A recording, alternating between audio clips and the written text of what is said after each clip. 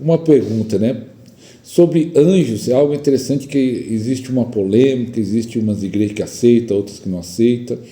E lá no livro de Atos, o Espírito Santo, observando na vida dos apóstolos, o Espírito Santo e também o anjo falando. O anjo falou para Filipe, vai, encosta nessa carroça. E hoje, se nós falar que o anjo falou com a gente, é uma heresia. Por que você acha que tem esse problema na igreja, que muitas não aceitam? O que eu entendo, né? Acho que a gente passou por um processo de fé que foi muito fragmentado, ela foi quebrada. Quando a gente olha para como é que eu vou dizer isso? Quando a gente olha para a estrutura do Evangelho, ela é uma estrutura forte. O pilar do Evangelho é um pilar forte. Quando a gente fala de poder, porque o Evangelho é de poder, nós estamos aqui pelo poder. O poder de Deus alcançou o Senhor, não alcançou? Sim. Pelo poder de Deus, o Senhor foi resgatado. Por que eu digo isso? Porque pelo poder de Deus, eu estou aqui também. Pelo poder de Deus, eu fui resgatado. Então, quando eu olho para a força do Evangelho, eu vejo esse poder. E a manifestação desse poder, ela é multi. Ela é além. Então, quando a gente olha lá para Atos, que o anjo vai até onde Pedro está preso. E o anjo diz assim, coloca uma capa. E os cadeados, as correntes e as portas são abertas. E Pedro é extraído, é retirado dali, é alcançado dali, e é liberto dali, através do poder daqueles que são servos de Deus, como nós somos servos. Então, tudo isso é manifestação de poder. Então, o Evangelho deixa para nós, Jesus deixa para nós muitas ferramentas de poder. E é nisso que a nossa fé é baseada, em Jesus e na manifestação do seu poder e do que ele nos deixa de autoridade para essa manifestação. E aí, o que acontece nessa trajetória, nessa jornada, onde muitos olham para a fé dos cristãos e observam que essa manifestação de poder, ela precisa ser contida. Então, isso é o que eu entendo, apóstolo. Como eles iam conter esse poder? Não ia adiantar, como não adiantou, perseguir e nem matar, porque a cada um que matava, 20 nasciam em fé, em poder. Então, o que precisava fazer? Quebrar a mentalidade de poder. Então, começa a extrair, começa a quebrar esse conceito de, anjo é idolatria. Porque aquela referência da imagem de um cupido, por exemplo, ou de um ser alado, aquilo é idolatria. E não se quebra uma ideia, não se cria uma mentira, se não tiver nela uma base de verdade. Uma mentira por si só, ela não é sustentável.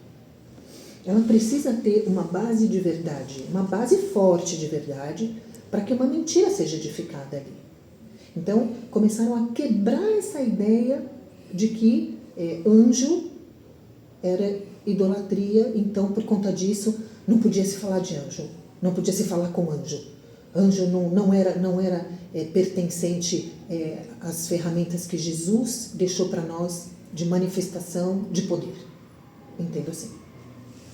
E, então, a igreja que não entende sobre isso, a igreja que é proibido falar de anjo, né?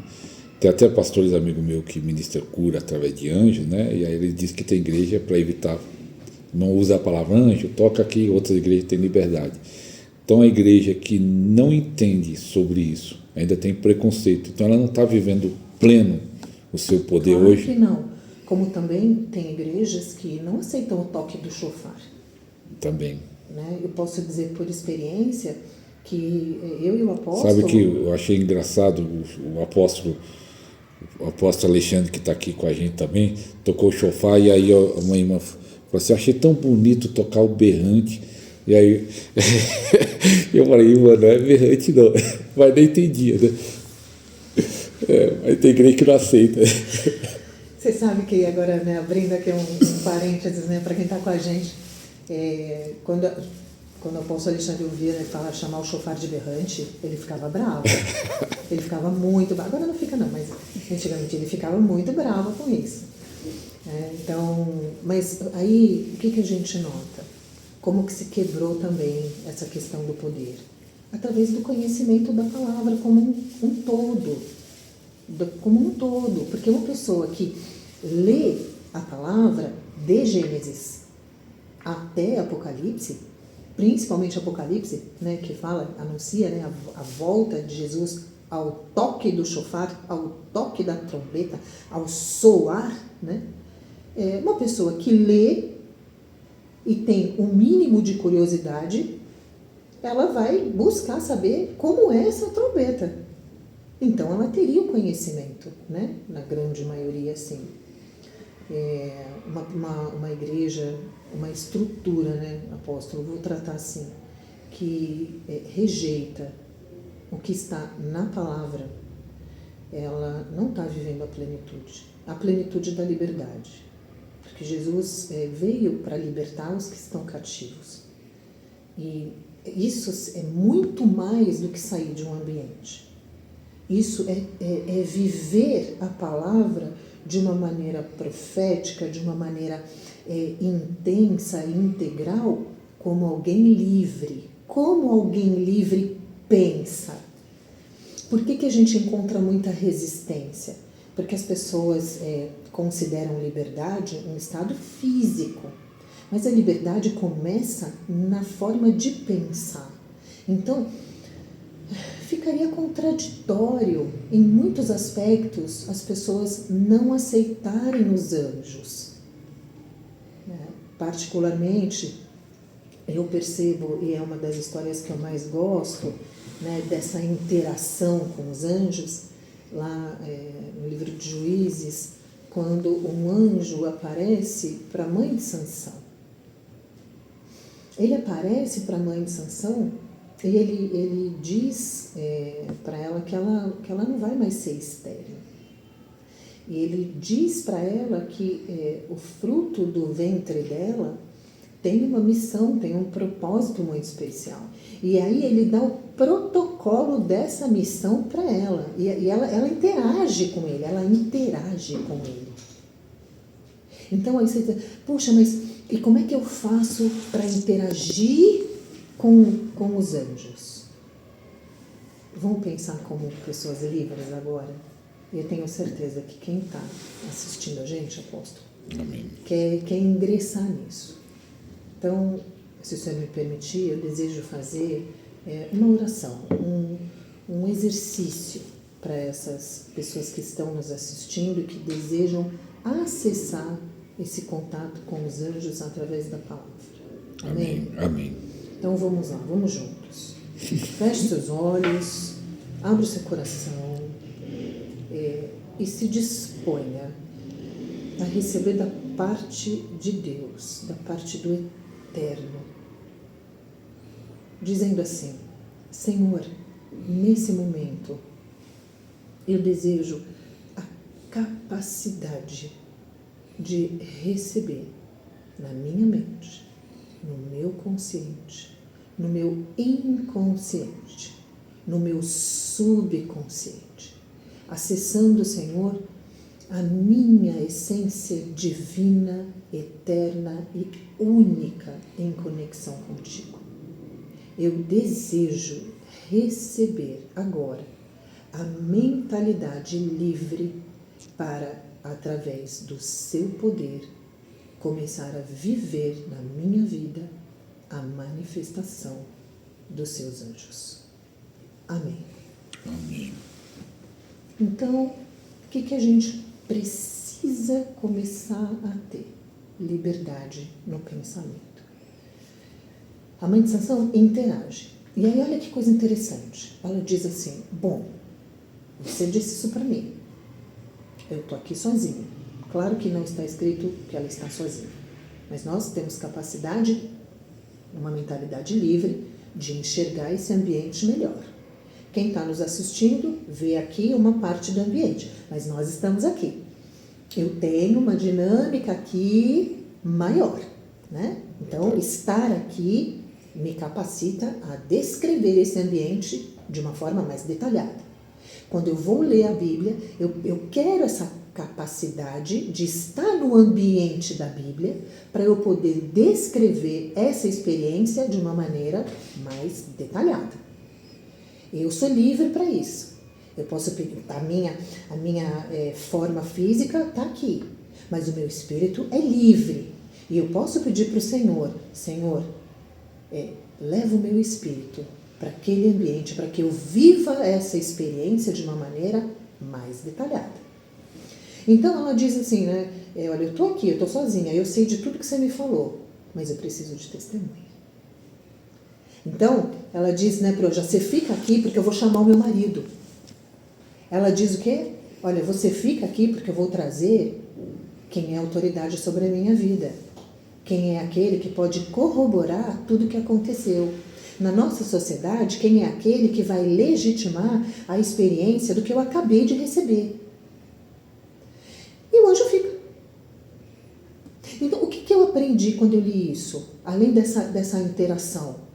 Que os anjos, eles estão, de fato, a nosso comando. E isso vai chocar algumas pessoas. Porque algumas pessoas vão pensar assim, mas os anjos são superiores a mim. E são mesmo. Em essência, são mesmo. Eles não estão presos à nossa forma. Mas a palavra diz que em conexão com o Messias, nós temos a autoridade do Messias. Então, ou seja, debaixo dos pés do Messias, que é o nosso Senhor, tudo está à disposição dele. Se eu sou um com ele, o que ele deixou à minha disposição, através da autoridade dele, está à minha disposição. Então, o anjo fica. Ela disse, você fica aqui. E ele fica. Ela vai buscar o marido. O marido vem. Aí o marido faz uma pergunta. Diz assim, você é o homem que falou com a minha esposa? Então, o que o marido estava vendo? Um homem. Uma forma. Exatamente. Uma forma que ele podia compreender. E a forma que ele podia compreender naquele momento era uma forma semelhante à humana. Em outros aspectos, né, através dos profetas e de outros livros e de todas essas interações, quem estava já preparado para entender uma forma espiritual, entendia como um anjo, mas ele compreendia um homem, então ele viu um homem. E aí ele disse assim, então diz para mim tudo que você disse para ela. E aí o anjo vai e diz tudo que ele disse para ela, novamente para Maruá, que é o nome do pai de Sansão. E aí o pai de Sansão pergunta assim, e você é um anjo? Porque, veja, ele sabia que tinha uma forma, mas existia algo além. Quando ele se depara com isso, ele faz essa pergunta, porque se você é um ser espiritual, veio ao comando de Deus para interagir comigo, me trazer um protocolo de execução, para que eu manifeste na terra o que foi prometido no céu, me diz quem você é. Você é um anjo? E aí o anjo disse assim, sou. A partir dali, ele diz assim, vamos preparar um alimento para você. Nós vamos honrar a sua presença aqui. Se você está como forma de homem, eu vou honrar, eu quero partilhar com você uma mesa. Eu quero ter comunhão com você. E aí o anjo disse assim, olha, você pode fazer, mas eu não vou me alimentar. Isso está escrito, literalmente, não vou me alimentar. Mas mesmo assim, ele entende que quando recebe a presença divina, ele deve honrar essa presença de alguma maneira. Se não foi pelo partilhar da mesa, tem que ser pelo partilhar de um sacrifício. Olha que interessante. O anjo diz assim, então você pode fazer o sacrifício, eu aceito. E aí, no momento em que eles sacrificam um cordeiro e queimam, porque quando a gente faz um sacrifício, um holocausto, tem que queimar a oferta inteira. Quando era uma oferta parcial, às vezes queimava a gordura, e uma parte especial da oferta era compartilhada com os sacerdotes. Mas quando a gente fala de holocausto, tinha que queimar tudo, era o animal todo. No momento em que eles queimam esse sacrifício, a palavra fala que na fumaça o anjo desaparece. Então, olha a manifestação que essas pessoas tiveram de interagir ali. Só que isso vai refletir lá na frente, quando o anjo procura Maria. Então, eu não consigo compreender por que as pessoas ficam fragmentando a nossa fé, dizendo que isso é idolatria. Porque as pessoas que estavam lá só tinham um Deus, como nós, só temos um. E amavam e temiam, às vezes até muito mais, sabe, do que nós estamos temendo hoje em dia, dentro das instituições.